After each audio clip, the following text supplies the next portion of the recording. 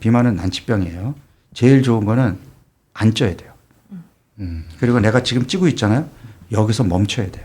왜냐하면 내가 이 최고 기록을 갱신하잖아요. 아무리 빼도 다시 그 체중으로 돌아간다니까. 그러니까 그 맥시멈 체중이 여기서 끝나야 되는데 사람들은 착각하는 게 내가 계속 살이 찌고 있는데 여기서 더 안 찔 것 같은 거야. 내가 간헐적 단식도 하고 이제 먹는 거 줄이면 여기서 더 안 찌겠지. 그러니까 안 쪘냐고요. 52kg을 유지해야 돼 하는데 잠깐 이게 좀 정신줄 놓다 보니까 56, 57까지 갔단 말이에요. 네. 그럼 52까지 가려면 어떻게 해야 되죠? 안 먹고 굶어야 되잖아요.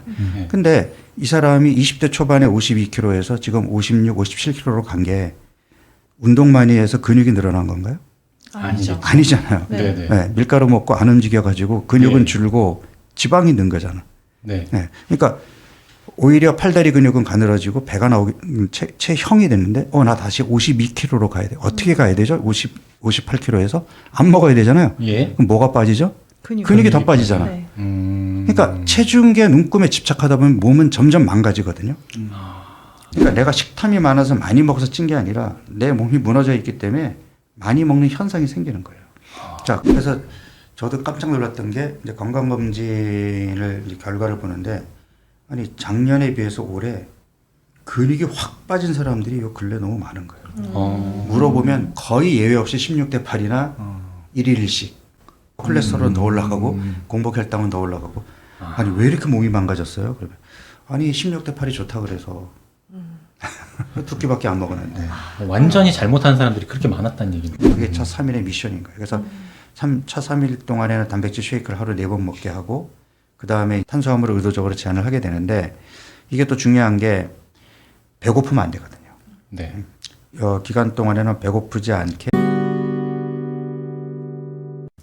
뱃살과 질병 없이 살려면 숫자보다 몸을 바꿔라. 내 몸 혁명. 안녕하세요. 책으로 인생을 다독다독 책장을 열겠습니다. 네, 안녕하세요. 안녕하세요. 안녕하세요. 반갑습니다. 살 빼려면 적게 먹고 운동 많이 해라? 틀렸습니다. 네, 맞습니다. 틀린 게 맞습니다. 네. 33년간 비만 치료에 전념해 오신 비만 치료 박사님, 강북 삼성병원의 서울건진센터 박용우 교수님과 함께 내 몸을 혁명하는 시간을 오늘 가져보도록 하겠습니다. 안녕하세요, 교수님. 네, 반갑습니다. 안녕하세요. 네. 사실 내 몸 혁명이라는 제목은 네. 저도 너무 부담스럽거든요. 원래 지금 말씀하신 것처럼 숫자보다 몸을 바꿔라 이거를 네네. 제목을 하고 싶었는데 제목이 너무 직설적이고 소비자들의 눈길을 별로 끌 것 같지 않다고 우리 출판사 대표님이 강하게 얘기하셔가지고 제가 양보를 해서 이렇게 이름을 붙인 겁니다. 그러니까 다이어트에 더 이상 몰라서 안 하는 거 아니야 라고 생각을 했는데 저는 이 책에서 되게 새로운 얘기들을 많이 들었던 것 같아요. 그래서 이제는 좀 내 몸에 혁명이 일어나려나? 라는 생각을 했습니다. 제가 이제 이 책을 이제 쓰게 된 게 조금 용기가 필요했는데 왜냐하면 제가 방송을 한 30여 년간 했단 말이에요. 네. 그래서 제가 뭐 자랑은 아니지만 어렵고 딱딱한 이런 의학적인 내용을 일반 시청자들의 눈높이에 맞게 쉽게 설명할 수 있는 자신감은 좀 생긴 것 같아요. 오랫동안 방송 경험으로. 그런데 방송을 하게 되면 사실 교과서 틀을 벗어나면 안 돼요. 왜냐하면 방송이라는 게 어떤 공익적인 목적으로 하는 거라서 네. 내 개인의 주장을 거기다가 너무 담게 되면 이제 조금 문제가 생길 수 있거든요. 내가 방송을 할 때는 정말 교과서에 있는 내용으로만 얘기를 했단 말이에요.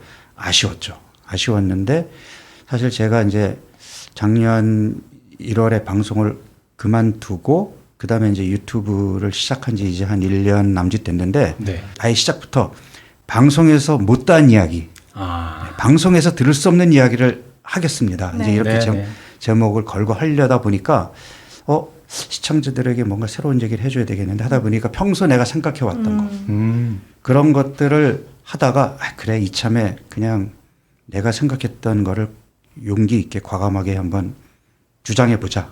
네. 그래서 나온 책이 이 책입니다. 그러면 33년이나 비만 치료에 정말 다양한 뭐 다이어트법을 실패하신 분들도 많이 만나고 그랬을 텐데 다르게 할 얘기가 따로 있었다라는 게 조금 어쩌면 의아하기도 한 것 같아요. 그러니까 이제 우리 현대의학이 좀 급속도로 발전을 해왔고 지금 뭐 암 정복도 눈앞에 있고 그다음에 로봇 수술이라든지 뭐 어쨌든 지금 현대의학의 발전이 뭐 정말 스카이로켓팅을 하고 있는데 유독 비만만큼은 그러니까 난치병이란 말이에요. 아직까지도. 그러니까 뭐 이제 뭐 위고비라는 약이 등장해서 마치 이제 비만에서 해방될 것 같지만 사실 20여 년 전에 제니칼 리덕틸 나올 때도 그렇게 사람들이 환호성을 질렀으나 결국 사라졌단 말이죠. 위고비란 약도 지금 당장에는 기대감을 가질 수 있으나 제가 볼 때는 제한적이에요. 그러니까 치료제가 아니거든요. 그러니까 비만은 아직까지는 제 경험으로는 난치병입니다. 암보다 치료가 안 돼요. 그리고 치료를 해도 자꾸 재발하고 오히려 더 나빠질 수 있는 병이기 때문에 그래서 사실은 조금 다른 해법이 필요한데 이 현대의학이 그 근거 중심의 의학이라는 아주 객관적이고 그러니까 어떤 자료를 토대로 해서 올라온 의학이지만 사람의 식습관을 포함한 생활 습관을 가지고 이거를 객관화해서 무언가 프로토콜을 만든다? 이건 굉장히 어렵거든요. 왜냐하면 사람마다 체질도 제각각이지 그 사람의 건강 상태, 식습관, 뭐 주변 환경이 다 다른데 표준 프로토콜을 만들어서 이렇게 하면 누구나 똑같이 건강해진다? 이건 아니지 않을까요? 네. 그래서 그 제가 이제 환자를 보면서 그 환자들이 생각하고 있는 것과 그 다음에 교과서에 나오는 프로토콜과의 괴리가 너무 큰 거예요. 이거를 좁혀야 되는 것이 사실은 임상에서 의사들이 해야 될 역할인데, 네네. 이게 이제 의사들이 너무 환자보다는 질병 중심으로 본다라는 거죠. 그게 늘 아쉬웠어요. 그러니까 지금 비만을 가지고 고민하고 있고 스트레스 받는 환자를 치료해야 되는데 네네. 비만 체중이 많이 나갔으니까 이 체중을 줄여줄게요. 사실 이건 치료가 아니거든요.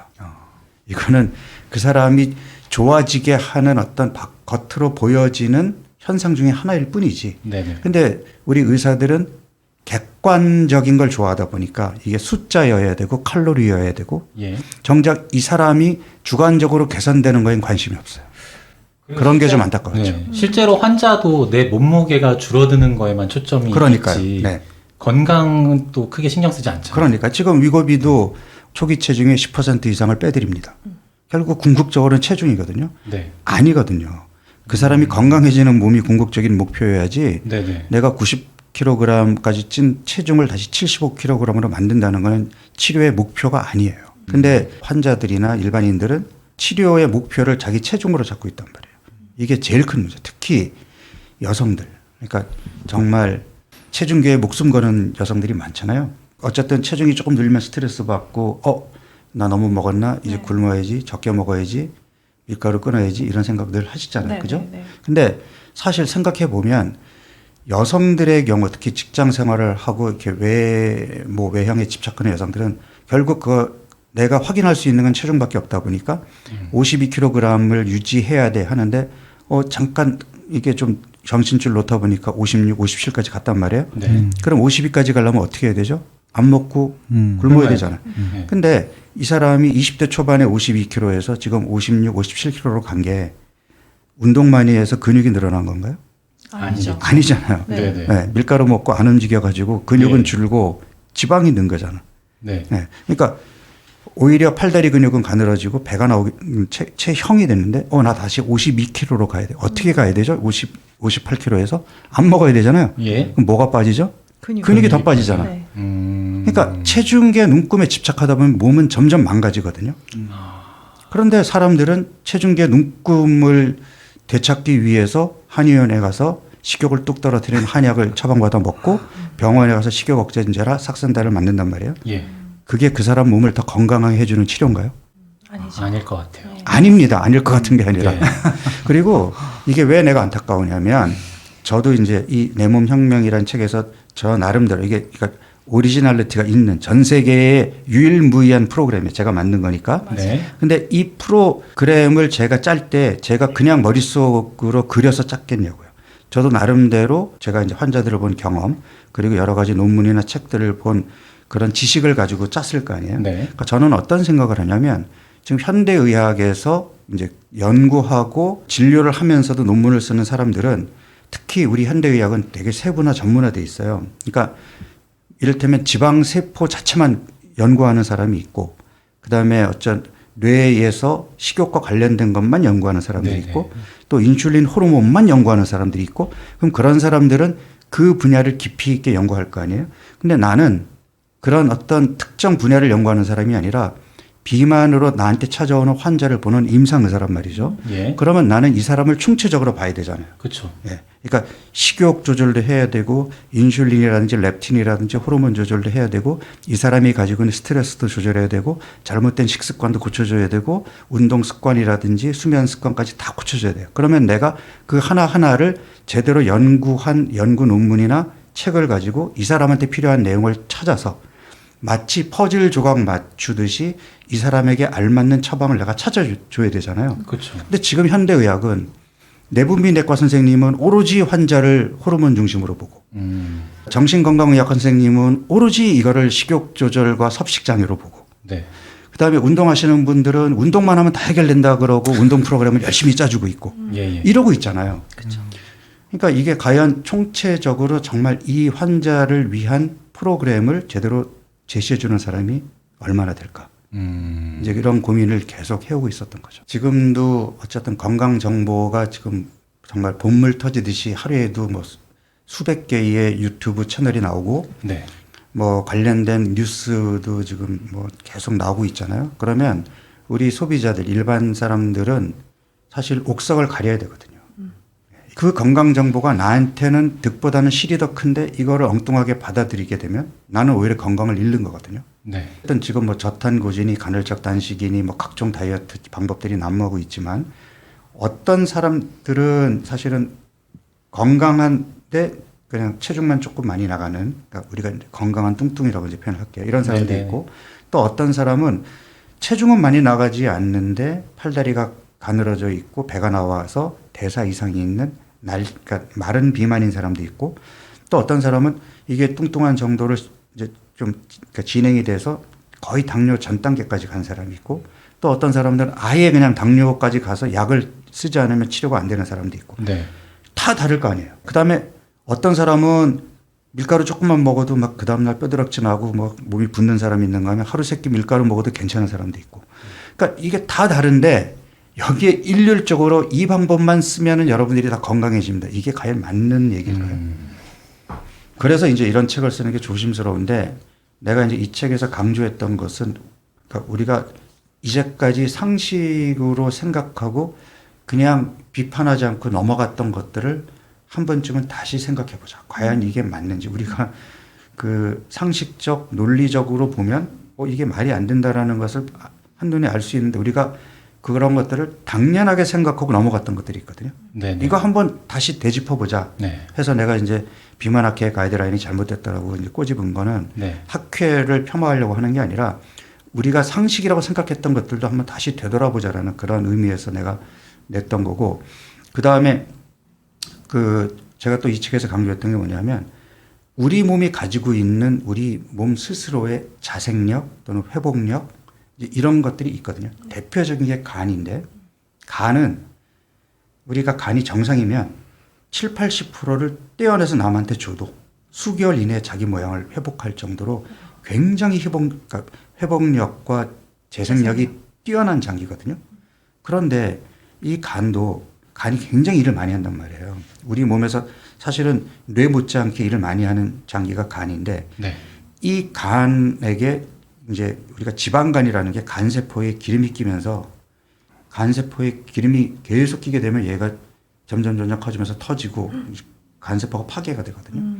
그러면 우리가 피 검사할 때 간 기능 수치가 올라가는 게 간세포 안에 효소가 혈액 밖으로 빠져나가서 수치가 올라가서 올라가는 거예요. 그러면 간 입장에서는 쉴 수 없이 들어오는 그 지방을 그러니까 얘는 이거를 비축하고 싶지 않은데 자꾸 들어오다 보니까 비축이 되면서 지금 그렇잖아도 할 일이 많은데 얘 때문에 제대로 일을 못해.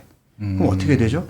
얘는 점점 나빠질 일만 남았거든요. 네. 그래서 결국은 간염, 간경화, 간암까지 가게 되는데 이거를 우리가 지방간으로 가는 대표적인 원인인 술하고 과당만 딱 끊어줘도 그리고 간에게 좀 휴식을 줄 수 있게끔 탄수화물을 줄이고 양질의 아미노산을 공급해주는 그러니까 양질의 단백질 음식을 공급해주는 것만으로도 회복이 된단 말이에요. 우리가 간염에 걸리면 병원에 입원시키거든요. 왜 입원시키냐면 그러니까 유해 환경에서 차단하려고. 입원시켜놔야 아무거나 안 먹잖아요. 그러니까 입원시켜서 링거 꽂아놓고 그 다음에 이제 양질의 단백질 음식으로 간이 회복될 수 있게끔 도와주는 거예요. 간장약이라는 게 따로 있는 게 아니라. 치료제라기보다는 자생력을 좀 키워주는 그렇죠. 쪽인 거예요. 예. 그렇게 하면 그 입원하면 빠르게 좋아지거든요. 네. 근데 이제 우리가 사실은 그 뭐 이렇게 뚱뚱한 사람들 다 입원하라고 얘기할 수는 없으니까. 그러니까 지방간 때문에 살이 찐 사람들한테는 사실 간을 쉬게 해주기 위해서 제가 이제 한 달이라고 이제 딱 왜냐하면 기한을 잡지 않으면 사람들이 실천을 못 해요. 맞아. 네. 술 끊으셔야 돼요. 제가 언제까지 끊어야 될까요? 뭐 3개월, 6개월, 저 안 할래요. 그러니까 살래요. 너무 이렇게 길어요. 되거든요. 그러니까 네. 우리 한 달만 해볼까요? 한 달은 해볼 수 있거든요. 그러니까 설탕, 밀가루, 술을 한 달만 끊으면 아직 간이 회복력, 재생력이 남아 있을 때 한 달만 끊으면 돌아오는데 굳이 안 할 이유가 있을까요? 저는 이제 제가 몸무게가 계속 우상향을 너무나 꾸준히 해왔어요. 그래서 나이살이구나, 어쩔 수 없구나. 그러니까 제 나름대로 운동도 해보고 또 약간 뭐 간헐적 단식도 찔끔하고 뭐 이렇게 찔끔찔끔 하다가 보니까 또 늘어있고 이런 거예요. 근데 내가 대사가 망가지고 있었구나라고 좀 느끼는 게 좀 컸던 것 같아요. 그러니까 그냥 어쩔 수 없나 이렇게 생각한 게 아니라 내 대사가 망가져간 시기가 대충 언제부터인지 알겠다라는 게 이 책을 읽고 좀 가장 크게 느낀 점이 그러니까 있고요. 체중이 사실은 계속 늘진 않았을 거란 말이에요. 네네. 어느 시점에서부터 늘기 시작했을 텐데 네네네네. 그때가 내 어떤 그 인생에서 어떤 변화가 있었던가요? 이사를 하면서 제가 좀 운동하기 쉬운 지역에 살다가 뭔가 좀 동떨어졌다는 느낌을 받았거든요. 그때부터 좀 이사를 가면서 좀 쉬었어요. 운동들을 다.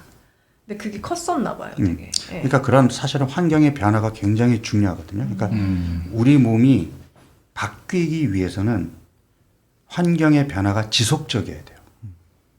지금 그렇게 지속적으로 환경이 바뀌면 우리 몸이 그 환경에 적응하기 위해서 바뀌어요. 그래서 우리가 일시적으로 일본 가가지고 맛집 투어 하면서 나 하루에 뭐 4끼 5끼 먹었어. 한 2, 3kg 찌겠죠? 돌아오면 다시 원래 체중으로 돌아갑니다.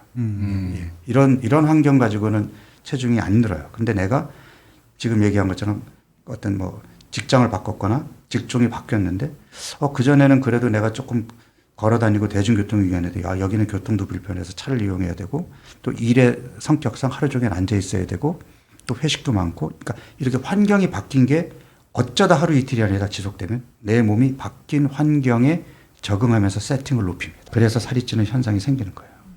교수님, 저 개인적인 좀 경험인데 이것도 좀 여쭤보고 싶긴 한데요. 제가 간헐적 단식을 한 30 중반에 했었어요. 그때는 특별히 운동을 안 하고 그냥 간헐적 단식만 했거든요. 한 16시간 공복을 유지하고 먹고 16시간 공복 유지하고 먹고 요것만 해도 살이 잘 빠졌거든요. 근데 최근에 제가 다시 그걸 시작하고 있는데 한 2-3달 한 것 같아요. 근데 예전보다 살이 안 빠지는 거예요. 무슨 영향일까요? 40대가 넘었고 지금은 과거엔 30대 중반에 했고 같이 똑같은 식으로 했는데 그땐 잘 빠졌다가 지금 좀 안 빠져요. 뭐 쉽게 얘기하면 그때 몸과 지금 몸이 다른 거죠. 지금 그러니까 그때보다 늙었고 네. 그때보다 망가졌고. 망가졌고 그러니까 그러면 망가졌다고 하는 게 어떻게 알 수 있는? 어떤 게 망가진 건지. 제가 그러니까- 어디가 망가졌나요? 예를 들어서 예. 그러니까 지금도 이제 뭘 잘못하는 거냐면 네. 지금도 여전히 목표가 체중이란 말이에요. 그쵸. 그러니까 체중을 줄이기 위해서는 지금 적게 먹는다라는 어떤 단서가 달려 있는 거잖아요. 맞아요. 네. 사실은 많이 먹고 안 움직이는 거는 내 몸이 망가진 결과물이에요. 원인이 아니고. 네. 몸이 망가졌기 때문에 많이 먹는 현상, 안 움직이는 현상이 생기는 건데 사람들은 그 현상을 원인으로 착각을 하는 거예요. 왜? 몸에 지방이 붙었으니까. 근데 지방은 뭐예요? 에너지를 내는 거예요. 근데 에너지를 내는 게 몸에 붙는다는 건 뭐죠? 에너지를 내는 것을 들어오는 것과 나가는 거의 밸런스를 보니까 이게 플러스 밸런스가 되니까 그게 축적돼서 이렇게 지방으로 나왔겠지? 우리가 상식적으로 이제 그렇게 생각할 거 아니에요. 네네. 자, 예를 들어서 우리가 몸이 붓는 거를 이제 부종이라고 얘기하잖아요. 네. 그러니까 부종이라는 거는 혈관 속에 있어야 되는 수분이 혈관 밖으로 빠져나가서 이 세포 사이사이 조직에게 쌓여 있는 거를 부종이라고 그래요. 그러면 부종은 나타나는 현상만 보면은 수분이 빠져나가지 못하고 이 몸에 체류되어 있는 거거든요. 네. 그럼 그 원인은 물을 많이 먹어서인가요? 물이 빠져나가지 않기 때문이죠. 네. 그러니까 물이 빠져나가지 않고 쌓여 있기 때문에 부종이 생긴 건데 예, 예. 그 현상만 보면은 물이 많이 있으니까 물 많이 마셔서 부종이 됐나? 지금 마치 지방이 몸에 많이 쌓여 있는 걸 많이 먹어서 쌓였나? 네. 뭐가 다르죠 지금? 그게 받는 거 아니었나요? 라는 생각을 그러니까 하는 거죠. 예를 들어서 부종이라는 것이 물을 많이 먹어서가 아니라 예. 뭐 심장이라든지 또는 콩팥이라든지 또는 이제 간이라든지 또는 갑상선 기능이라든지 이런 어떤 그 우리 몸의 장기나 조직의 이상으로 인해서 나타나는 현상이거든요. 그러면 지금 몸에 지방이 쌓이는 것도 이를테면 간에 기름이 꼈다든지 인슐린이라는 호르몬이 제대로 작동을 못했다든지 또는 갑상선 기능 저하로 신진대사가 떨어져 있다든지 뭔가 내 몸에 그런 이상 소견이 있기 때문에 지방이 쌓여 있는 현상이 나오는 거거든요. 그러니까 예를 들어서 인슐린 저항성이라는 현상이 있게 되면 인슐린과 사촌지간에 있는 렙틴이라고 하는 호르몬이 있는데 얘는 우리 몸에 포만감을 주는 호르몬이거든요. 얘도 같이 저항성이 와요. 그럼 얘가 저항성이 온다는 얘기는 뭐냐면 우리는 아무 생각 없이 음식을 먹지만 배고픔을 주는 호르몬이 나오면 그렐린 같은 호르몬이 생기면 배꼽시계 해서 꼬르륵 소리가 나고 배고프네 뭐 먹어야지. 먹다 보면 포만감이 생기잖아요. 그 포만감을 주는 게 렙틴이거든요. 네. 뭐 렙틴 말고도 뭐 GLP-1, 뭐 CCK 여러 가지가 있지만 예, 근데 렙틴의 저항성이 생기게 되면 평소보다 조금 더 먹어야 똑같은 포만감을 느껴요. 그러니까 내가 식탐이 많아서 많이 먹어서 찐 게 아니라 내 몸이 무너져 있기 때문에 많이 먹는 현상이 생기는 거예요. 자, 그다음에 배가 나오고 살이 찌게 되면 특히 이제 복부 비만, 내장 지방 비만이 있게 되면 우리 몸이 만성 염증 상태가 돼요. 만성 염증 상태가 되면 아까 얘기한 부종 현상이 생겨요. 그러니까 염증 증상으로 나오는 게 부종이니까 잘 붓는단 말이에요. 전신 부종이 생기면 어떻죠? 무겁죠, 몸이. 네. 그러니까 아니 헬스클럽에 등록해놨는데 돈이 아까워서라도 가고 싶은데 아니 엉덩이가 안 띄어지는데 무거워서 아니 내 몸이 가벼울 때는 지하철에서 내리면 가볍게 그냥 계단으로 올라가는데 몸이 무거우면 나도 모르게 에스컬레이터에 발을 올리고 있다니까 몸이 무거운데 이게 게을러서가 아니에요. 그리고 만성 염증이 있는 몸은 통증에 대한 역치가 떨어지기 때문에 쉽게 아파요. 그러니까 무거워서 운동하러 가기도 힘들지만 모처럼 가가지고 운동을 했더니 근육통이 그냥 뭐 장난이 아니야. 그 다음날 끙끙 앓아야 돼. 운동하겠어요?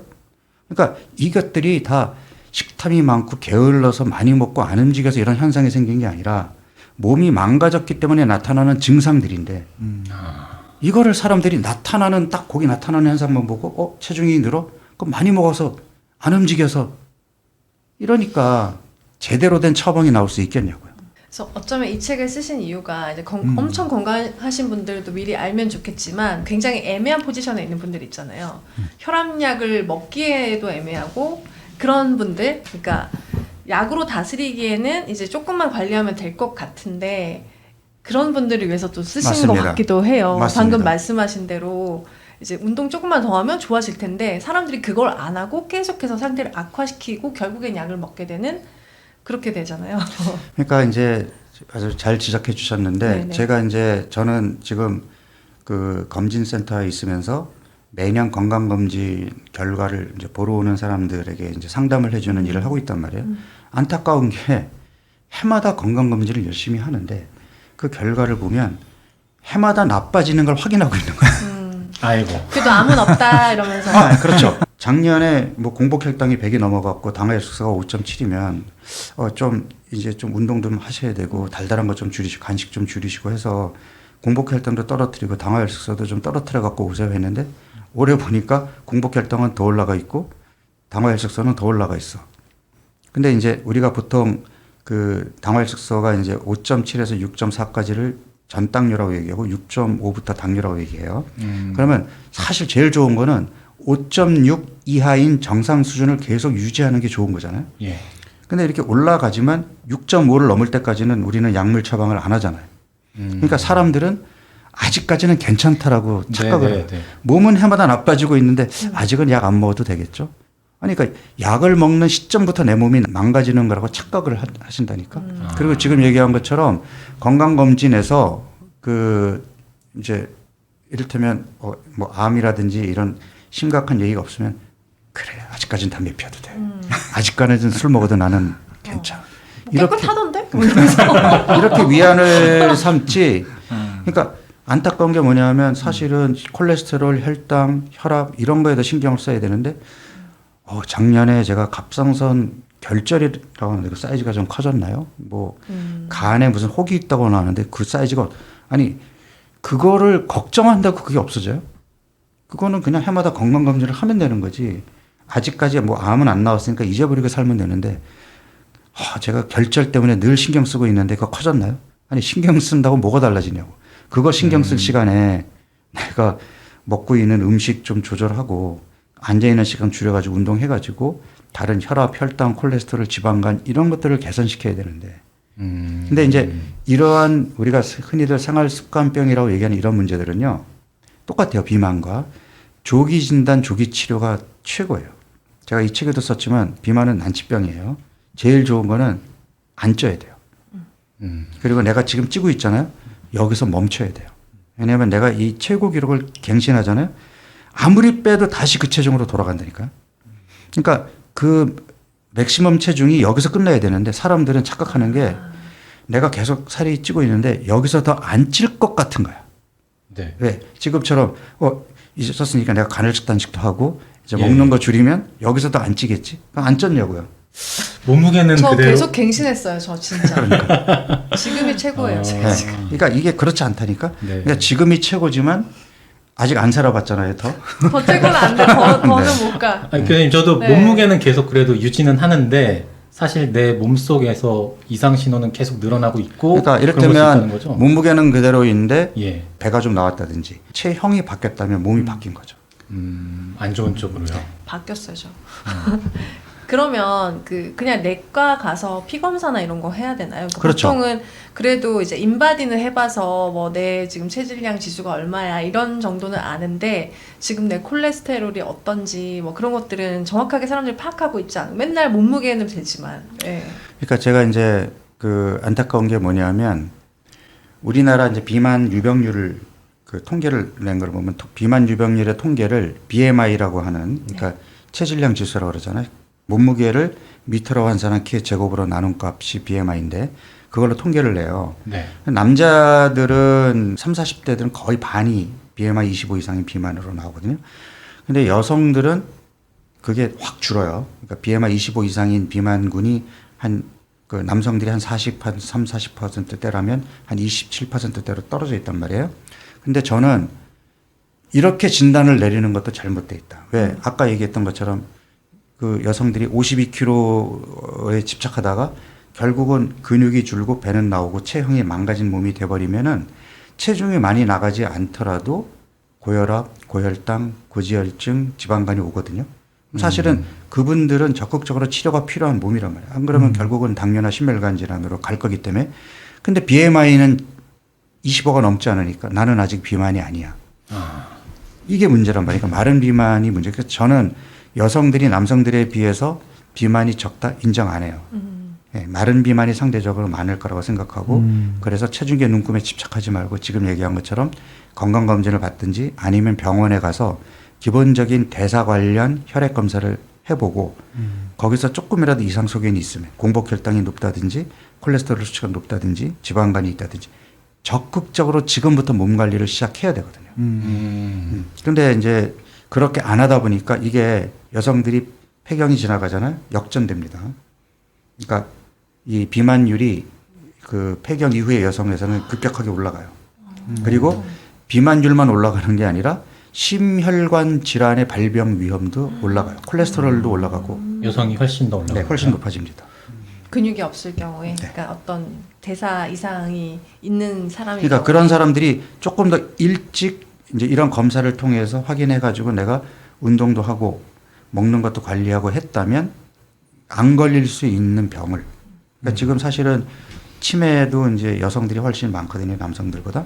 근데 이게 뭐 여성들이 또 오래 사는 것도 있지만 이런 대사 이상이 나이 들면서 여성들이 급격하게 늘어나면서 이런 그러니까 중풍이나 치매, 합병증의 위험도 훨씬 더 올라가는 거예요. 그래서 지금 젊은 여성들 나는 아직 체중이 많이 나가지 않으니까 안심하시면 안 돼요. 네. 그럼 교수님께서는 이런 대사에 대한 나의 수치들을 얼마나 자주 확인하세요? 그러니까 저는 아직 다 정상이니까 네. 이제 1년에 한 번 건강검진을 받았을 때 이 수치들이 정상이니까 저는 그냥 1년에 한 번씩 하는데 만약에 건강검진을 했는데 수치가 정상을 벗어났잖아요. 네. 정상을 벗어났다면 그 다음 해 건강검진까지 기다릴 게 아니라 가까운 동네 병원에 가서 이거를 뭐 3개월에 한 번씩이라도 체크를 해 보시고 내가 이 수치를 정상으로 돌리려는 노력을 해야 그게 관리거든요. 근데 사람들은 어떻게 하냐면 이제 건강검진에서 콜레스테롤이 높았고 전당열의 얘기 들었잖아요. 그래? 그러면 이제 운동해볼까? 뭐 이제 그동안은 내가 좀 건강관리 소홀히 했는데 이제 좀 밀가루도 줄이고 운동해야지 하고는 나름대로 그렇게 할 뿐 내가 제대로 하고 있는지에 대한 모니터링, 피드백을 안 한단 말이에요. 그리고 1년 후에 와서 건강검진을 해보니까 결과가 더 안 좋아 있거든. 선생님 저는 운동도 열심히 했고 이런데 왜 그러죠? 아니 그러니까 내가 뭘 잘못했는지를 짧은 기간 중에 내가 확인해 가지고 피드백을 해서 원하는 결과가 안 나왔으면 담당 선생님한테 선생님 왜 저는 운동도 했는데 결과가 이렇죠? 뭐가 잘못된 건가요?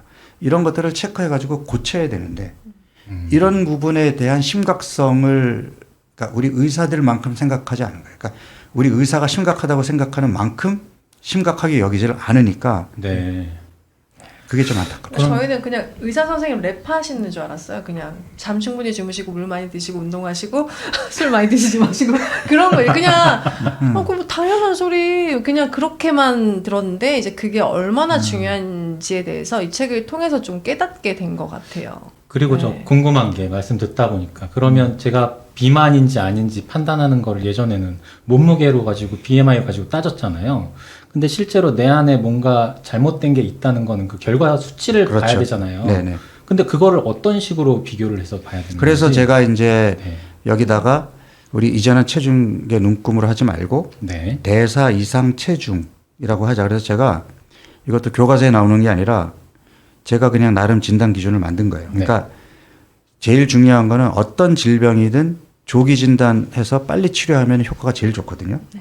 그러면 내가 물론 그런 이상이 없을 때 적극적으로 건강관리해서 더 건강해지면 그건 최고지만 적어도 이렇게 빨간불이 들어왔다라는 거를 알 수 있는 게 이제 혈압, 혈당, 뭐 콜레스테롤, 뭐 요산, 중성지방, 뭐 지방간 이런 수치들, 만성염증 지표 제가 이제 여기다가 그 레퍼런스를 달아놨어요. 그러니까 요 수치 안으로 들어와야 건강한 몸이고 요 수치를 일단 벗어났다면 그러면 이제는 빨간불이 들어온 거니까 내가 이제 한 달 동안만이라도 조금 건강한 생활 습관을 가지고 내 몸을 다시 예전의 건강한 몸으로 돌려놓자.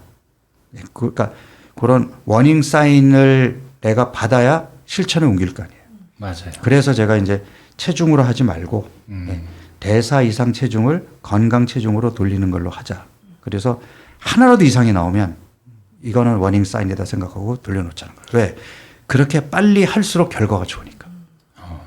그러니까 일반적으로 이 밑에 이렇게 한 줄 적혀 있는데 박영우 박사님만의 개인적인 의견이다라고 해 놓으신 부분이 어쩌면 조금 더 예민한 수치일 수 있는 거죠. 그렇습니다. 예. 네, 그러니까 어차피 이를테면 뭐 암이냐 아니냐를 진단하는 거는 이거는 조심스러운 게 왜냐하면 암으로 진단하게 되면 암 치료인 항암요법이나 이런 것들은 부작용도 크고 뭐 치사율도 있고 하니까 조심해야 되잖아요. 그러면은 진단을 확실하게 내릴 때까지는 우린 조심스럽거든요. 예. 근데 비만 같은 경우는 아니 조금 일찍 발견해서 좀 더 조기에 치료하면 결과가 더 좋은데? 네. 그러면 진단 기준을 엄격하게 할 게 아니라 네. 우리 이 기준 조금만 넘어가면 우리 적극적으로 한번 좀 다시 건강한 몸으로 돌아오게 해봅시다. 기준을 그렇게 세우는 게 더 낫지 않을까요? 그렇죠. 네, 저는 그런 생각으로 그래서 그러니까 그 기준치를 여러 개 갖다 놓고 하나라도 이상이 생기면 시작하라. 그럼 이쯤에서 방송 들으시는 분들이 어떻게 해야 되나요, 교수님? 네. 이라고 질문하실 것 같습니다. 정확하게 좀 네. 알려주세요. 어떤 식으로 교수님. 관리를 하시고 직접 또 경험도 하셨을 거잖아요. 저는 이제 제가 이제 그 처음에 그 제 프로그램을 그 일반인들한테 이제 보여줬던 게 2005년도에 신인류 다이어트라고 하는, 그러니까 현대인들이 사실은 구석기 원시인류의 유전자랑 거의 다르지 않음에도 불구하고 21세기에 전혀 다른 환경에서 살면서 이 환경과 유전자의 부조화가 이제 이런 병을 만든 거란 말이에요. 그러면 이 신인류는 신인류답게 거기에 맞춰야 되거든요. 그러니까 우리 유전자를 이해하면서 이 환경에 적응해야 되거든요. 네. 그래서 그때부터 내가 이제 탄수화물은 지금보다 좀 줄여야 되고, 그 다음에 체형이 커졌으니까 좀 양질의 단백질 잘 챙겨 먹어야 되고, 이제 그리고 이제 앉아 있는 이 생활에서 의식적으로 좀 걷고 움직이라는 걸 그때부터 내가 주장을 했는데, 그때 내가 이제 제시했던 게 12주 프로그램이었어요. 그러니까 그때만 해도 이 몸을 바꾸기 위해서는 최소 3개월이라는 기간이 필요할 거다. 왜냐하면 예. 저도 처음에 다이어트 할 때 3개월 해가지고 12kg를 뺀 거거든요. 어. 그래서 내가 했던 경험을 가지고 12주 프로그램을 만들었는데, 야, 이게 환자들한테 적용해 보니까 12주가 너무 긴 거예요.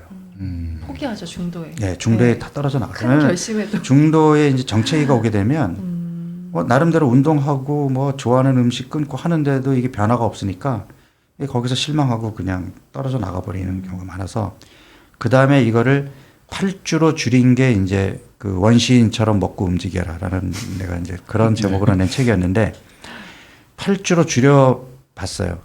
그러다가 제가 이제 그 최근에 그러니까 거의 지금 한 8년 이상 됐는데 우리나라 유수의 그 대기업 임직원들을 대상으로, 사실은 직장인들이야말로 건강관리에 사각지대에 살고 있는 사람들인데, 이 사람들이 그런 생활습관 교정을 위해 가지고 일하다가 조퇴하거나 월차내 가지고 진료실에 오기가 쉽지 않으니까 내가 찾아가는 비만 클리닉을 하겠다.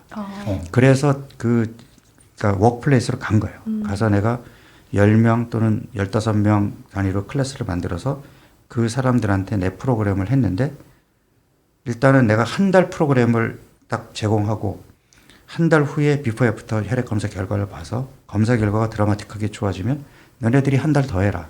이렇게 시작을 했던 거거든요. 네. 한 달만 했는데 결과들이 너무 좋은 거예요. 이렇게 집중을 하니까. 그러니까 이게 뭐냐면 이게 그룹 치료의 장점인데, 매주 내가 이제 미션을 주고 그 다음 주에 이 사람들 결과를 다 오픈해요. 누구나 볼 수 있게. 누구나 볼 수 있게. 그리고 네. 결과 좋은 사람은 의기양양하게 자기 일주일 동안의 체험담을 얘기하고, 이제 밑에 있는 사람들은 제가 치팅을 좀 했더니 이렇게 됐네요. 또는 뭐 나름대로 먹는 건 신경을 썼으나 운동을 많이 안 했는. 그러니까 자기 혼자만의 결과가 아닌 다른 사람들의 결과로 간접 체험을 하다 보니까 이 사람들이 저렇게 하면 결과가 좋겠구나, 저렇게 하면 안 되겠구나 하는 거를 배우면서 또 약간의 경쟁심 이런 것들이 같이 작용하다 보니까 결과들이 너무 좋은 거예요. 그래서 뭐야 이거 한 달만 해도 이렇게 드라마틱한 결과가 나와? 이거 한 달만 해야 되겠다. 그래서 한 달짜리. 네, 그래서 한 달짜리 프로그램이 나온 거예요. 정말 저는 지금 8년간 하면서 이 한 달 만에 정말 드라마틱한 케이스들을 너무 많이 봤거든요. 제일 기억에 남는 분 어떤 분 있어요? 그러니까 저도 사실은 깜짝 놀랐던 게 젊은 당뇨 환자들이 이렇게 많은 줄 몰랐어요. 그러니까 30, 40대 당뇨 환자들이, 왜냐하면 내가 레지던트 때만 하더라도 당뇨는 진짜 나이 드신 분들이 걸리는 병이었는데 30, 40대 당뇨 환자들이 너무 많은 거예요. 근데 40대 초반에 이제 그 젊은 친구였는데 이 환자가 1주차부터 너무 열심히 하는 거예요. 그러니까 운동도 아예 작정을 하고 그러니까 사실은 내가 한 달 동안 이 몸을 바꾸겠다라고 마음먹을 때는 좀 중요한 일이 아니면 뒤로 밀어놓고 내가 스케줄 조절을 해야 되거든요. 그러니까 내가 해야 되는 일의 프라이어리티에서 내 건강을 챙기겠다가 상위권에 있어야 되는데 네. 할 일 다 하고 남는 시간에 하겠다 못해요. 네, 그러면 운동할 시간도 없고 못합니다. 근데 이 친구는 어쨌든 운동도 정말 강도 높게 꾸준하게 했고 먹는 것도 철저하게 지켰고, 근데 당뇨 환자였는데 당뇨 환자의 경우에 이제 초기 당뇨의 경우에는 내가 조심스럽지만 약을 끊게 해요. 대신에 이제 집에서 혈당 모니터링을 하게 하는데 이 친구가 3주 차에 이제 3주 차에 24시간 간헐적 단식을 이틀을 하는데 3주 차에 공복 혈당을 100 아래로 처음 겪어본 거예요. 그러니까 당뇨 환자들이 사실 공복 혈당 100 아래로 유지하기 쉽지 않거든요. 약을 먹어도 떨어지지 않던 공복 혈당이 100 아래로 떨어진 거예요. 그래서 본인이 너무 놀랐고 또 신이 나니까, 사실은 제가 그 일주일 중에 24시간 간헐적 단식을 주 이틀만 하도록 하거든요. 근데 이 친구가 내 말을 안 듣고 주 3일을 한 거예요. 너무 많이 했네. 4주 차에. 네. 네. 그러니까 4주 차에도 내가 3주 차처럼 이틀만 하세요. 그러니까 퐁당퐁당 해가지고 이제 월수금을 이제 한 끼만 먹고 화목토를 이제 잘 챙겨 먹는 주 3일. 아니 결과가 너무 좋게 나와가지고 당화 혈색소, 공복 혈당, 뭐 공복 인슐린 이런 수치들이 너무나 좋아진 거예요. 그리고 주 3일 24시간 단식을 했는데도 근육이 늘었어요. 오. 사실 이거 설명하기 되게 힘든데 우리가 칼로리 개념으로 들어가잖아요. 그러면 24시간 단식이라는 게 일단은 그러니까 하루 한 끼밖에 안 먹는 거거든요. 그러면 내가 나머지 날을 잘 먹으라고 해도 칼로리 개념으로 생각하면 나머지 6일 동안 먹은 거 플러스 하루 한 끼 먹은 걸 다 더해서 7로 나누면 하루에 먹은 칼로리는 줄어들 수밖에 없잖아요. 네. 근데 저칼로리 다이어트를 하면은 무조건 근육이 빠지게 돼 있거든요. 그런데 이 방법을 쓰면은 근육이 안 빠지고 오히려 늘 수도 있어요. 운동을 열심히 하면. 근데 이게 주 1회가 아니라 주 2회까지는 내가 근육이 느는 걸 확인했는데 주 3회는 나도 자신이 없어서 일반인들한테 권하지 않았단 말이에요. 근데 이 친구가 운동도 열심히 하고 먹는 것도 철저하게 지키고 했는데 4주차에 주 3일 다이어트를 했는데 혈당도 좋아지고 근육도 늘어갖고 오고 하니까 이거는 한번 정말 열심히 하는 사람들한테는 해볼 수 있겠는데 해가지고 이번에 이 책의 4주차에는 정말 결과가 좋은 사람들은 주 3일 24시간 단식을 해도 된다. 내가 이렇게 자신 있게 쓸 수 있게 만들어준 계기가 된 친구였거든요. 그래서 그 이후에도 그렇게 24시간 간헐적 단식을 주 3일 했을 때에 드라마틱한 케이스를 보인 이제 경우들을 내가 이제 몇 분 더 경험을 하니까 자신감이 생긴 거죠. 내 된다. 프로그램에 대해서. 그럼 그분은 이제 당뇨약을 안 드셔도 네. 되겠어요? 그러니까 이게 재밌는 게 내가 한 달만 해봅시다라고 네. 이제 이게 이제 저는 미끼를 던진다라고 얘기하거든요. 아, 이거 평생 하려면 누가 하겠어. 근데 이 사람 같은 경우, 그러니까 그 한 6개월 정도 계속 본인이 열심히 운동하고 결과 좋은 걸 나한테 계속 이제 메일로 보내줬었는데 그리고 뭐 감사하다는 편지와 함께. 그러니까 몸이 좋아지잖아요. 다시 옛날로 돌아가고 싶을까요? 너무 신나죠. 네. 달라져요. 어떻게 하는지 좀 빨리 알려주세요. 다 풀지 마시고 좀 핵심 몇 가지 아니, 다 정도만. 풀어주세요. 다 풀어주세요. 다 풀어도 또 책을 사 보게 돼 있어요. 아니, 그러면 이제 아까 네. 네. 20대 때는 내가 16대 8을 했을 때 체중이 잘 빠졌는데 왜 지금은 안 빠질까요? 왜 지금은 안 빠질까요? 근육량이 그때보다 더 줄었나? 네, 그것도 하나의 네. 원인입니다. 그리고 그때는 그래도 좀 많이 걸어 다녔던 기억이 있거든요. 근데 지금은 집에서 앉아서 작업하는 시간이 훨씬 더 늘었어요. 그래서 좀 평소에 덜 움직이는 것 같기도 하고요. 그리고 먹는 것도 아마 당시와 지금 좀 달랐을 것 같긴 합니다. 그러니까 그런 것들이 다 이제 그 요인이 있는 건데 제가 처음에 얘기했던 것처럼 그 사이에 나이 먹었잖아요. 몸이 나빠졌잖아요. 이것도 중요한 원인 중에 하나인 거예요. 그래서 여러분들이 지금 하는 것과 한 달 후에 하는 것과 1년 후에 시작하는 것과 결과가 다릅니다. 빨리 해라. 네. 그 사이에 더 나빠질 거고. 야, 2차 자극이 되네요. 근데 반성합니다. 네. 근데 지금 아까 얘기했던 것처럼 자, 근육이 준 것도 굉장히 중요한 원인 중에 하나고 그다음에 이제 나이 먹을수록 이제 성장 호르몬이라든지 성 호르몬이 이제 조금씩 걔네들이 사실은 우리 몸에 근육을 만드는데 중요한 역할을 하는 거거든요. 그러니까 우리가 나이살이라고 얘기하는 것도 그런 호르몬들이 나이 먹으면서 점점 줄어들고 이런 것도 중요한 원인 중에 하나예요. 네. 그 다음에 더 큰 게 뭐냐면 기초대사량이 떨어진 거죠. 그러니까 이게 그전에는 기초대사량이 어느 정도 수준에 있었을 때는 16시간 동안 안 먹는 거를 단순히 적게 먹는 다이어트로 활용을 했기 때문에 그때는 기초대사량이 유지가 되니까 어느 정도까지는 체중이 빠졌단 말이에요. 지금은 이미 기초대사량이 떨어져 있는 단계니까 그 정도 먹어갖고는 안 되는 거예요. 그리고 몸이 눈치를 채는 거예요. 그러니까 살이 조금 찌면 굶거나 간헐적 단식을 하고 이제 뭐 이랬던 사람들은 몸이 음식이 안 들어오면 발빠르게 기초대사량을 떨어뜨려요. 그래서 안 빠져요. 이 자식 안 먹네. 연비 좀 조절해야겠구만. 네, 맞아요. 낮추는군요. 네, 바로 낮춰버립니다. 같은 질문일 수도 있는데, 그러니까 이 나이를 먹으니까 조금 먹어도 배가 쉽게 불러요. 같은 얘기인가요? 그거는 또 소화? 조금 다른 얘기인데, 예. 그러니까 사실은 전체적인 섭취량은 젊었을 때보다는 줄거든요. 그러니까 한번 생각해 보세요. 우리 20대 때 진짜 돌도 씹어먹고. 네, 그리고 나이트 가서 술도 먹고 뭐 안주 집어 먹고 새벽 3시에 나와가지고 감자탕집 가가지고 그냥 뭐 맞아요, 먹고 맞아요. 집에 들어가서 라면 끓여 먹고 자도 안 쪘단 말이에요. 예. 그러니까 그때 먹었던 양하고 생각해 보면 지금 40 넘어가지고 지금은 진짜 배 나올까봐 조심조심하면서 라면 몇 가락 집어 먹었는데 그 다음날 퉁퉁 부어 있고 배가 나오고. 그러니까 그게 몸이 달라진 거거든요. 그래서 내가 이 4주 프로그램을 하고 나서 그 다음에 이제 유지기를 강조했던 이유가 뭐냐면 이 4주 프로그램에서 내가 지금 간헐적 단식이랑 이제 운동을 굉장히 강조하고 있는데 왜냐하면 얘네 둘이 들어가야 기초대사량이 떨어지는 걸 잡아주거든요.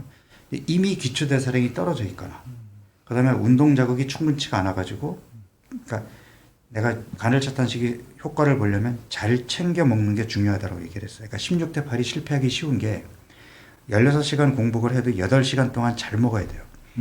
내 몸에 필요한 단백질을 충분히 공급해야 되고 네. 내 몸에 필요한 영양소들이 충분히 들어와 주어야 16대 8의 의미가 있어요. 그래요? 근데 사람들은 16대 8 그러면 16시간만 굶으면 그 아침 안 먹거나 저녁 안 먹으면 16대 8이거든. 맞습니다. 네, 그러면 하루 2끼 먹는데 그 2끼에 내 몸에 필요한 단백질을 잘 챙겨 먹고 내 몸에 필요한 영양소들을 충분히 안 챙겨 먹으면 건강해질까요? 교수님, 제가 착각하는 거인지 모르겠는데 8시간 먹을 때요. 그때도 좀 소식하면 더 많이 빨리 빠지지 않을까라는 생각을 했거든요. 이게 잘못된 생각입니다. 네. 그래서 저도 깜짝 놀랐던 게 이제 건강검진을 이제 결과를 보는데 아니 작년에 비해서 올해 근육이 확 빠진 사람들이 요 근래 너무 많은 거예요. 물어보면 거의 예외 없이 16대 8이나 1일 1식. 근데 그때도 제대로 안 챙겨 먹은 사람들이 근육이 확 빠지는 거예요. 그럼 더 몸은 더 안 좋아졌다는 얘기죠. 당연하죠. 그러니까 콜레스테롤은 더 올라가고 공복 혈당은 더 올라가고 아니 왜 이렇게 몸이 망가졌어요? 그러면 아니 16대 8이 좋다 그래서 2끼밖에 안 먹었는데 완전히 잘못한 사람들이 그렇게 많았다는 얘기네요. 많습니다. 안타깝죠. 그러니까 아니 상식적으로 생각을 해보죠. 이게 왜 그런 생각을 하냐면 한때 소식하면 장수한다. 네, 맞아요. 이거는 뭐 생쥐, 실험쥐를 가지고 실험하면은 동물 실험에서는 예외 없이 나와요. 왜? 동물은 컨트롤이 가능하니까. 적게 먹일 수 있잖아요. 근데 사람은 그렇게 사람을 대상으로 할 수는 없잖아요. 아니, 그러니까 TV 보면은 다큐멘터리에 이제 나이 드신 할머니 할아버지 나오시는데 맞아. 다 소식하신다고 얘기 나오니까 일본의 다들 어느 그렇게 마을 믿은 막 거예요. 이런 거 저희는 있잖아요. 진짜. 일본의 어느 예. 마을에 그게 건강한 건 줄 알고. 네. 아니, 그러니까 이제 장수를 연구하시는 분들은 예. 이를테면 그러니까 이제 뭐 전문적으로 들어가면 좀 그러니까 우리 세포 시그널에서 mTOR라는 게 있고 AMPK라는 게 있는데 mTOR라고 하는 게 이제 성장 뭐 이제 이런 거에 관여를 하는 거고 AMPK라는 게 세포 레벨에서 에너지가 부족하게 되면 자가 포식이라는 기전이 생기고 이러면서 이제 조금 더 그러니까 수명과 관련된 그 유전자들이 발현이 되면서 이제 좀 길게 살거든요. 근데 그러니까 소식하면 오래 사는 거는 동물 실험에서는 확실하고 사람에 대한 연구에서도 어느 정도 확인은 됐어요. 근데 이게 우리가 지금 100살 이상까지 산다는 거를 호모 헌드레드를 예측을 못했던 거예요. 근데 생각을 해보세요. 우리가 60 환갑잔치하고 그때부터 이제 그 순주 보고 이제 80의 생을 마감했던 시대에서 그러니까 80까지 사는데 소식하면은 한 85세까지 살아. 그때는 소식하면 장수한다가 맞죠. 근데 지금은 이제 100살까지 살아야 되는데 그러다 보니까 85세 이후부터는 노쇠라는 게 오거든요. 그러니까 네. 그 근육이 없어갖고 예. 혼자서 옷도 못 갈아입고 혼자서 외출도 못하고 뭐 혼자서 밥도 못 먹고 옆에서 누가 도와줘야 돼. 심한 건 휠체어 타고 다녀야 되고. 그러면 그 노쇠가 왜 왔죠? 근육이 없어서. 근육이 없으니까 왜 없죠? 안 먹어서. 단백질 섭취가 충분치 않으니까. 그러니까 단백질을 많이 먹으면 오래 사는 데에 도움이 안 되는 건 맞을 수 있어요. 근데 단백질을 안 먹으면 근감소증으로 가늘고 길게 살 건데. 그러니까 이게 그동안 이제 이 장수, 그러니까 수명 연장만 생각해 왔다가 이제 삶의 질을 생각해 보니까 이게 단백질이 중요해진 거예요. 사실 골다공증이라는 진단도 이게 80년대 나온 거예요. 왜냐면 그러니까 사람들이 아니 나이 들면 뼈 약해지는 거 당연한 거 아니야? 이렇게 생각했는데 아니 똑같이 나이 들었는데 어떤 사람들은 뼈가 튼튼하고 어떤 사람들은 뼈가 너무 약해져서 조금만 넘어져도 그냥 뚝뚝 부러지고 이건 그냥 노화가 아니라 병인데 그래서 골다공증을 병이라고 이제 진단하고 그다음에 골다공증 치료제가 나왔단 말이에요. 근감소증도 아니 나이 먹으면 근육 다 빠지는 거 아니에요? 근데 어떤 사람들은 가속 노화가 돼가지고 근육이 빠르게 없어지고 어떤 사람들은 그래도 그 나이에도 적절하게 그 자기 생활을 할 수 있게끔 근육이 유지되고 이건 단순 노화로 설명할 수 있는 게 아니에요. 그래서 근감소증이 질병이거든요 지금. 그러니까 남들보다 가속 노화가 되면 근육이 빠르게 빠지게 된다고. 근데 나는 오래 살기 위해서 두 끼만 먹는데 채소 과일이 몸에 좋으니까 한 끼는 채소 과일을 먹고 한 끼는 잡곡밥 먹어야지. 그럼 어떻게 될까요? 나중에 근육이 없어가지고 근육만 없는 게 아니라 뼈도 급격하게 약해지니까 이제 뭐 그러니까 정말 그 뭐랄까 삶의 질이 뚝 떨어지겠죠 나이 들어서. 그러니까 기초 대사량이 떨어져서 조금 먹을 수밖에 없었을 수도 있겠네요 그분들이.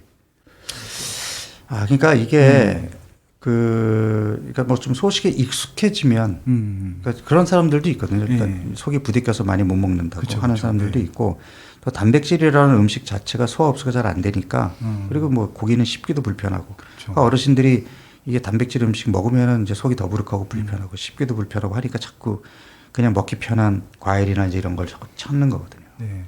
그럼 그분들도 이렇게 일부러 드시게 하셔야 돼요? 당연하죠.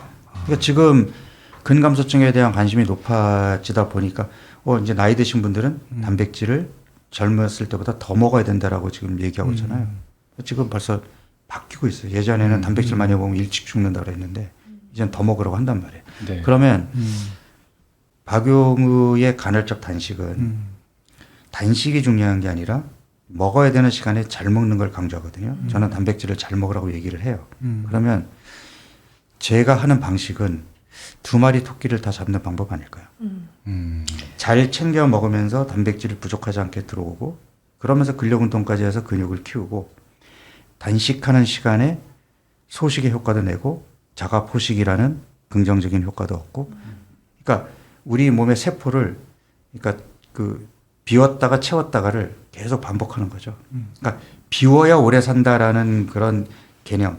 채우면 이게 일찍 죽는다. 어느 한쪽이 아니라 채웠다 비웠다를 반복하면 양쪽을 다 얻으면서 건강해지지 않을까요? 저 네. 잘 먹는다에 포커싱을 하셨잖아요. 근데 그게 되게 누군가에게 잘 먹는다는 아침에 라면 김밥 먹고 점심에 피자 치킨 먹고 이런 것도 굉장히 잘 먹었다라는 정의가 될 수 있잖아요. 아니, 그러니까 근데 그런 건 아닐 거잖아요. 아니요. 그러니까 지금 간헐적 단식 얘기는 뭐 지금 전문가들도 엄청 많잖아요. 예, 그러니까 예. 정말 다양한 얘기들이 쏟아져 나와요. 이 얘기는 뭐냐면 왜냐하면 지금 제도권 의료계에서는 간헐적 단식을 인정 안 합니다. 그냥 유행 다이어트 하나라고 하기 때문에 네. 제대로 된 정의도 없고 프로토콜도 없어요. 그러니까 그냥 주장하는 학자들마다 다 다를 뿐이거든요. 근데 지금 간헐적 단식의 가장 일반적인 형태는 뭐냐면 좋은 음식, 나쁜 음식 가리지 않고 그냥 먹을 때 편하게 많이 먹고 단식만 철저하게 지켜라요. 맞아요. 예, 이게 일반적인 간헐적 단식이에요. 근데 그렇게 하면 살은 더 안 쪄요. 그러니까 체중계 눈금으로만 포커싱을 하면 나는 그냥 여기 이 체중에서 더 찌지 않기 위해서 간헐적 단식을 할래 하는 사람들은 먹는 날 뭐 피자 먹고 라면 먹고 해도 굶는 날 확실하게 굶고 하면은 체중은 더 안 늘어요. 그렇지만 이게 더 건강해지느냐는 다른 문제인 거죠. 그러니까 체중계 눈금에만 딱 집중했을 때는 그게 맞아요. 근데 나는 내가 이 간헐적 단식을 하자고 얘기하는 사람들이 이미 건강을 잃은 사람들이고 더 건강해지기를 원하는 사람들이잖아요.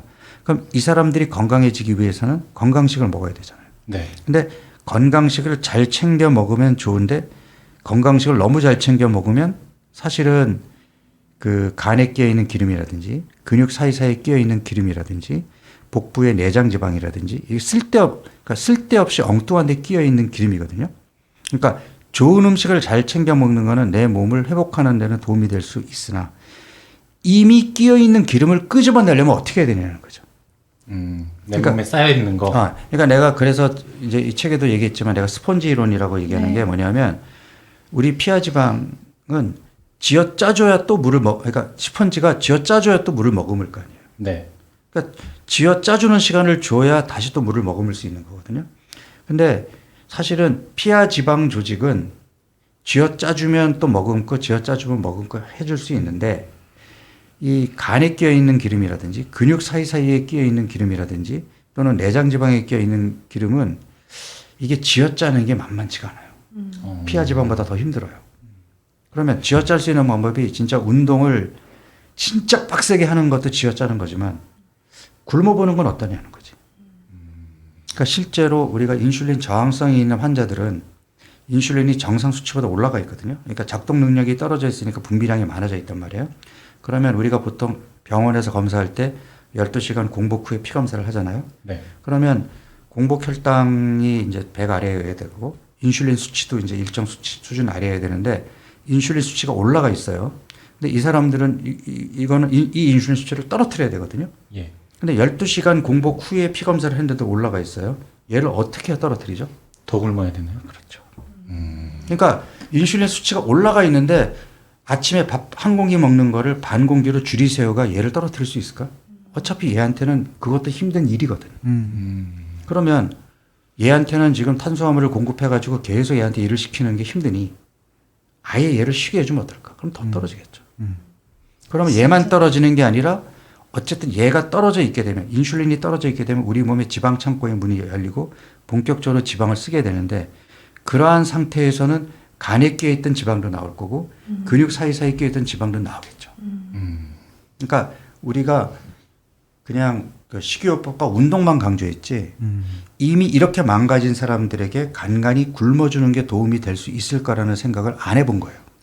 그러면 그렇게 지금 저처럼 이렇게 좀 껴있는 사람들, 지방에 막 이렇게 가득가득 여기저기 포함되어 있는 사람들은 아예 16대 8 이게 아니라 그냥 하루 뭐 24시간 하에 그냥 하루 종일 굶어본다든가 이게 좀 더 효과적일 수 네, 그래서 제가 16대 8이 제대로만 하면은 그러니까 저는 사실은 14대 10을 주장하거든요. 그러니까 14시간 공복하고 10시간 동안에 내 몸에 필요한 거를 잘 챙겨 먹자. 그래가 이제 제가 주장하는 건데 14대 10보다는 16대 8이 잘만 하면 효과는 더 커요. 근데 잘만 한다라는 게 뭐냐면 8시간 동안 잘 챙겨 먹어야 되는데 운동도 하고 네네. 그게 쉽지 않으니 그냥 저는 14대 10을 매일매일 실천하고 14대 10도 힘들다 하시는 분들은 12시간 공복은 다이어트 방법이 아니라 우리가 하루에 3끼 먹고 7시간 자야 되잖아요. 네. 이것과 똑같이 12시간 공복은 당연히 해야 되는 거예요. 평생. 평생. 그런데 현대인들의 50% 이상이 12시간 공복을 못 지켜. 예. 어저께 밤에 마지막으로 입에 음식 넣은 시간하고 오늘 9시입니다. 아침에 아침 식사한 시간하고 7시요. 네, 그러니까 12시간 안 됐잖아. 네. 뭐야? 뭐야? 12시간 공복을 못 지키는 현대인들이 이게 내가 이제 많이 먹어서가 아니라 쉬지 않고 먹어서 찐 거라고. 아, 유명한 짤 있죠. 네. 예. 그 얘기가 바로 이런 거거든요. 12시간 공복만 지켜도. 그러니까 12시간 기본이고 내가 좀 더 건강해지고 싶으면 14시간까지는 나는 그 적극적으로 거래. 근데 16시간은 정말 영양학적인 지식을 좀 가진 사람이 제대로 해야 돼요. 그러니까 그럴 자신 없으면 나는 차라리 14시간 공복을 매일 지키면서 일주일에 하루나 이틀을 24시간 단식을 하는 것이 지금 얘기한 것처럼 인슐린 저항성이나 지방간을 개선하는 효과는 아니 16시간보다 24시간이 훨씬 효과가 더 크지 않겠어요? 교수님 그때 몇 살부터 하는 게 좋아요? 20대 막 이런 친구들은 좀 잘 먹어야 되는 그러니까 뭔가 그런 친구들도 있을 수 있잖아요. 대략 몇 살부터 이런 프로그램들을 조금 그러니까 우리가 하면 한번 좋을까요? 네. 아직 많이 어리시잖아요. 그렇진 네, 않은데 근데 어쨌든. 우리가 이제 1960년, 70년 초반까지도 보릿고개라는 게 있었어요. 네네. 봄에 식량 먹을 게 없어갖고. 그러니까 생각해 보면 우리 60년대, 70년대는 정말 굶기를 밥 먹듯이 했었고 더 옛날로 돌아가면 흉년이 들거나 이제 기근이 오면 정말 초근 목피로 연명해야 되고 이런 시절도 있었거든요. 그러니까 지금처럼 하루 세 끼를 꼬박꼬박 잘 챙겨 먹었던 게 인류 역사에서 없었어요. 네. 우리 몸에 이 피하 지방의 역할이 뭐죠? 그러니까 에너지가 들어오지 않을 때를 대비해서 비축해 두는 거잖아요. 특히 이 피하 지방이 중요한 거는 원시 인류 시대에는 혹독한 추위와 식량을 구할 수 없는 겨울철에 생존하기 위해서는 가을에 과일 열심히 집어먹고 이래가지고 몸에 지방을 비축해 두어야 겨울에 생존할 수 있었거든. 네. 그러니까 피와 지방의 역할이 그런 거잖아요. 근데 우리가 지금 현대를 살면서 아까 얘기한 12시간 공복도 못 지키고 밤늦게까지 먹고 일어나자마자 또 먹고 얘는 언제 일하죠? 그러니까 피와 지방이라는 스펀지를 쥐어 짤 수 있는 시간을 주지 않으면 아니 얘도 해야 되는 역할이 있는데 얘한테 일을 안 시키면 퇴화될 거 아니에요. 우리 몸은 안 쓰면 퇴화해요. 근육을 안 쓰면 그러니까 기부세 가지고 근육을 안 쓰면 어떻게 돼요? 가늘어지잖아. 네. 지방을 쥐어 짜주지 않으면 기능이 제대로 그 기능을 못 한다는 게 뭐냐면 이 피와 지방 조직에 있는 지방을 제대로 끄집어 쓰지를 못하는 거예요. 이거를 이제 우리가 대사 유연성이 떨어져 있다고 얘기를 하는 거예요. 그러니까 적절하게 필요할 때 짜줘야 네. 또 집어넣고 또 짜줘야 집어넣고 하니까 12시간 공복도 지켜야 되고 간간히 굶기도 하고 그다음에 운동도 하고 이래야 이게 짜주는 건데 12시간 공복도 못 지켜 한 끼도 굶으면 막 손 떨려가지고 뭘 집어 먹어야 정신 차려. 네. 아니 당 떨어졌다는 게 그런 거잖아요. 당이 떨어졌을 때 피와 지방을 써야 되는데 예. 얘를 못 끄집었으니까 당 떨어지는 증상이 나오는 거예요. 정상이라면 여기를 꺼내 써서 그런 증상이 없어야 없어야죠. 되는 거예요. 그러니까 대사 유연성이 떨어져 있는 몸은 24시간 단식할 때 굉장히 힘들어요. 근데 그렇게라도 해서 정상화를 해야죠. 시켜야 되는 그렇죠. 거죠. 아니 아까 안 쓰던 애를 써 아니 근육이 얇아져 있으면 다시 얘를 예전에 근육으로 만들면 어떻게 해야 돼? 다시 써야 되잖아요. 네. 아니 기능을 못 하고 있는 이 피와 지방을 다시 기능을 쓰게 하려면 어떻게 해야 돼? 짜줘야 되잖아. 폐. 아까 말씀드린 게 그 몇 살부터 하면 좋을까요? 이런 그래서 프로그램들을. 네네. 나는 물론 이제 소아청소년 성장기에는 소아청소년기에는 뭐 안 하는 게 좋고 네. 또 나이 연세가 많으신 분들은 조심. 조심해야 되니까. 근데 이제 지금처럼 젊은 이제 사람들이 그러니까 12시간 공복도 못 지켜 운동도 제대로 못 해. 그래서 그러니까 계속 탄수화물 먹고 혈당이 올라가 있는 상태에서 계속 이렇게 앉아 있어 가지고 당을 안 떨어뜨리면 그 올라간 당이 간이나 피하 지방 조직에 이제 비축이 되면서 얘는 짜주지 못하고 계속 쌓이게 되고 간에도 기름이 쌓이고 이런 몸이면 해줘야 되는 거 아닌가요? 나이가 나이 어쨌든. 상관없이. 근데 결국 사주 프로그램을 듣지 못했어요. 알려주세요. 그러니까 이제 전제는 그러니까 그 내 몸이 지방을 잘 쓰지 못하는 몸으로 갔다라는 전제 하에 그럼 이 몸을 다시 지방을 쓰는 몸으로 바꾸려면 어떻게 해야 될까라는 거란 말이에요. 그러면 처음에 시작해야 되는 거는 의도적으로 탄수화물을 제한해야 되겠죠. 그러니까 탄수화물을 제한해야 내 몸이 어쩔 수 없이 내 몸에 있는 지방을 끄집어 쓸 텐데 네. 대사 유연성이 떨어져 있는 몸은 처음부터 지방을 못 써요. 그러면 어떤 일이 벌어지느냐? 몸에 있는 근육을 끄집어 써요. 그래서 그런 사람들은 살 빼겠다고 탄수화물을 제한하면 근육이 빠집니다. 근데 근육이 빠지는 거는 기초 대사량도 떨어질 뿐 아니라 우리가 지방을 빼기도 어렵지만 근육을 붙이는 건 더 어려운 일이거든요. 예. 그러니까 붙이기 어려운데 그걸 빼면 얼마나 억울해요. 그래서 근육 손실을 최소화하기 위해서 소화 흡수가 잘 되는 쉐이크의 형태로 일정 시간 간격으로 단백질을 공급한다. 그게 첫 3일의 미션인 거예요. 그래서 첫 3일 동안에는 단백질 쉐이크를 하루 4번 먹게 하고 그 다음에 이제 그 탄수화물을 의도적으로 제한을 하게 되는데 이게 또 중요한 게 배고프면 안 되거든요. 네. 그러니까 그래서 그 기간 동안에는 배고프지 않게 이제 채소나 그 두부나 그러니까 두부 같은 경우는 이게 단백질이면서 탄수화물은 별로 없고 소화 흡수가 잘 되니까 사실은 이 첫 3일 동안에 이제 위장관을 쉬게 해주자는 목적도 있기 때문에 그러니까 많이들 물어보는 게 쉐이크 안 먹고 그냥 달걀이나 닭가슴살 먹으면 안 돼요? 뭐 근데 그렇게 해도 사실 상관은 없는데 첫 3일의 목적이 장내 환경 개선과 내가 이제 좀 장 해독 이제 이런 여러 가지 나름대로 이런 것들이 있는데 이걸 다 일일이 설명하기가 애매해가지고 네네. 예. 그래서 이제 그렇게 했던 거고 책을 보셔야 되고. 네. 네. 그래서 첫 3일을 그렇게 하면 근육도 좀 빠지면서 이제 안 움직였던 지방이 움직이기 시작해요. 그러면 이제 4일차부터는 점심에 밥의 형태로 일반식으로 바뀌면서 이제 일반 음식들이 공급이 시작되는 건데 밥을 먹어야 되는 이유는 그러니까 우리 생각에는 탄수화물을 아예 안 먹으면 계속 몸이 지방만 쓸 것 같잖아요. 안 그래요. 그러니까 탄수화물이 내 몸에서 필요로 하는 필요량보다 떨어지면 근육은 계속 빠져요. 그래서 근육을 세이브하기 위한 전략으로 탄수화물은 필요량만큼을 공급해주고 그다음에 계속 내가 먹어야 되는 그 시간 동안에 일정 시간 간격으로 단백질을 공급해줘서 근육 손실을 최소화한다. 그러니까 박용호 프로그램의 특징이 뭐냐면 그냥 일반적인 지속적인 저칼로리 다이어트와 유산소 운동을 하면 무조건 근육이 빠지게 돼 있습니다. 그렇게 다이어트하면서 근육이 는 사람 저는 한 명도 본 적이 없어요.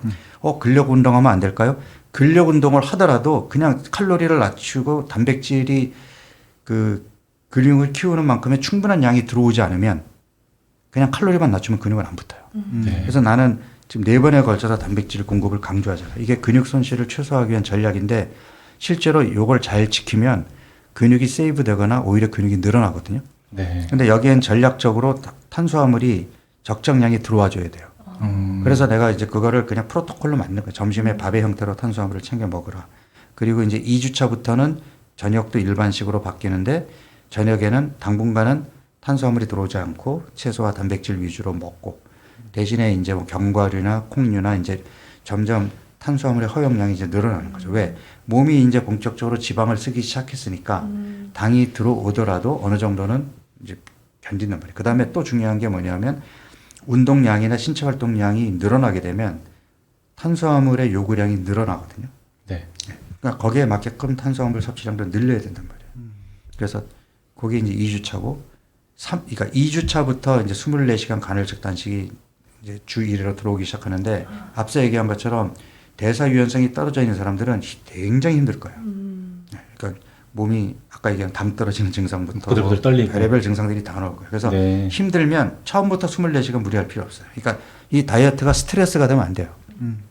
그러니까 그런 사람들은 아예 하루를 그냥 16시간 정도 시작해보고 16시간 해보려고 했는데 좀 더 할 수 있을 것 같은데 한 18시간까지 해보고 18시간까지 했더니 그 다음부터 막 손이 떨리기 시작하고 막 정신 못 차리게 그럼 그때 그냥 먹으면 돼요.